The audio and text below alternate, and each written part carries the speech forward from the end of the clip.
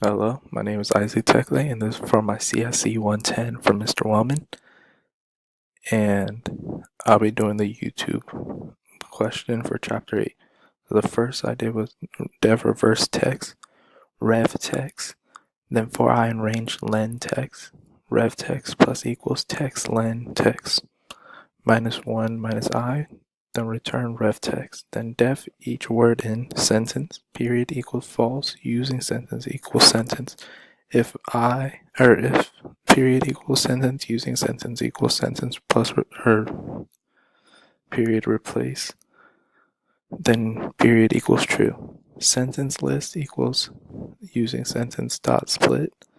Ref sentence for I in range len sentence list. If I explanation equals 0, rev or plus equal, rev sentence plus equals reverse sentence list I.